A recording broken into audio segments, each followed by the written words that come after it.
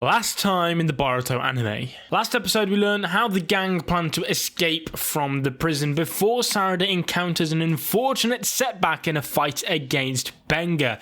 Today, the prison break plan goes ahead.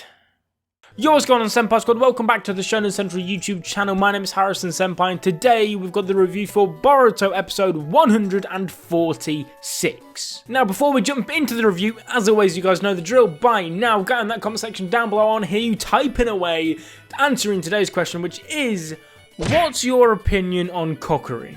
Because I think we'll be getting into mine a little bit later on in this video. Anyway, let's just jump into the review, shall we? I'm going to come out and be 100% honest. You guys know I like to be as honest and as clear, as transparent as I possibly can with these reviews. This episode review is probably going to be under the 10-minute mark, purely for the fact that, I don't know, I'll be 100% honest, like I said. I wasn't a massive fan of this episode. Now, the only other bad episode I think we've really had, and even then I believe I said in the review for it, was a couple episodes ago, it was the one where we were trying to find out the traitor. I said that I thought there was definitely pacing problems, but I still somewhat got enjoyment out of the episode. This episode, I unfortunately don't think I can say the same. Like I said, it's not got the same problems as the other bad episode which people disliked, which was pacing. This one, I thought it was paced pretty well. I thought it was good, but it was a combination of a few things. I think the music and animation didn't help, which is weird because the music I praised last week and the animation I also praised last week. And the number one problem, the number one theme and aspect which I've really enjoyed in this arc so far is the tension of being in a prison. I think prior to this episode, they absolutely nailed it. But this episode, in my opinion, like I said, I think it was a combination of the music and the animation that did so. I didn't feel any tension in it. There was not one moment where I was on the edge of my seat, like, what's going to happen? Is Sarada going to be okay? Is Boruto going to be? Are they going to escape? Oh, there's a big giant dog. What's going on? I didn't feel like any of that. I was just sort of sat there thinking, there's a dog. Sarada's going to be fine. Boruto's going to be fine.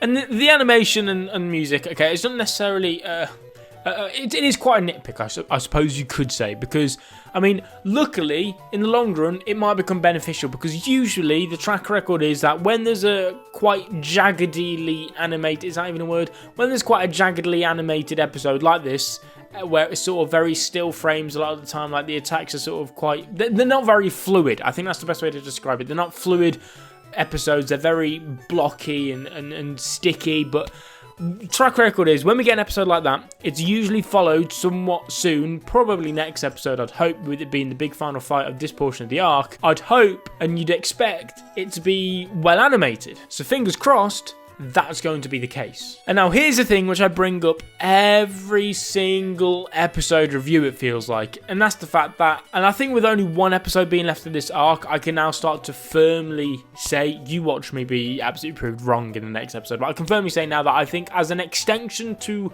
what we got in the manga, this arc, extension has fell flat, okay? The number one thing I wanted was Mujina lore. Nothing too crazy, but I wanted something extra than what we got in the manga. For example, and I'm not going to spoil too much actually, so never mind, but just, I wanted a bit more. Now, obviously, we've had lore in the sense of we've had Hozuki Castle lore.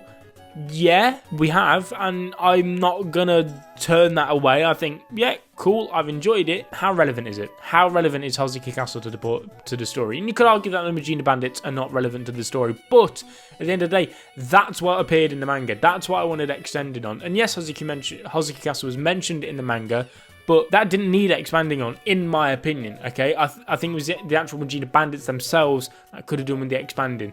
And I think, as a standalone arc, I have enjoyed this arc. I think it's like Jugo arc level. Jugo arc, it was short, like this one, probably around the same length, maybe. I enjoyed the Jugo arc, but that was about as much enjoyment as I got about it. It was just like, oh, this is a cool little arc. And this is the exact same feeling I got with this one. I'm like, yeah, it's cool, I like it.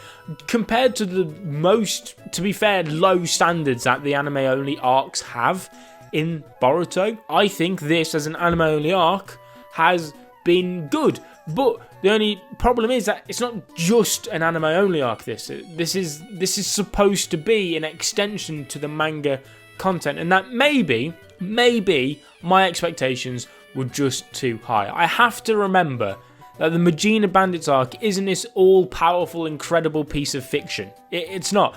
Everyone knew the Mujina Bandits arc in the manga. It was nothing other than like that standard beginning arc. Now, yes, it's not the beginning arc technically, the Momoshiki arc is, but I think we all know that had to be there because of the movie. The first actual original Boruto arc was the Mujina Bandits arc, and like I said, we can all admit that. I think it's let's put it this way: you won't find it at the top of anybody's favourite Boruto arc lists. So maybe, okay, sort of realising here what I'm saying, maybe my expectations were too high for an arc that was never realistically going to reach that, okay? Maybe that's the case. Let me know in the comment section down below. Anyway, into the actual episode, I presume now. We learned about Benga. He's got this dog summoning, which has been passed down and all this. Yeah, it's not interesting. It wasn't interesting, really, was it? And I'm not even going to talk about that, actually. We need to talk about Kokiri, okay? Like I said in the question of the day. I think this is solidified now. I've come to the realisation I can't fucking stand this guy. And I apologise for swearing. I cannot stand him. Kokiri is what Sakura haters think Sakura is when they call her useless. Kokiri, I cannot stand him. He fails a basic ninja jump.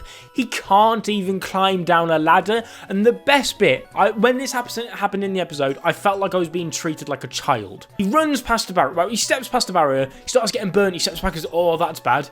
What do I do? And also, I'll run past it. And then, while I'm being burnt alive, I won't move like I did last time. No, I will stand there and burn. I couldn't, okay? I felt like a literal, like I was being treated like a child, okay? A lot of the Boruto episodes are very child-friendly and quite clearly targeted towards children. But in these canon arcs, that's usually not the case. But this episode, I felt like a child.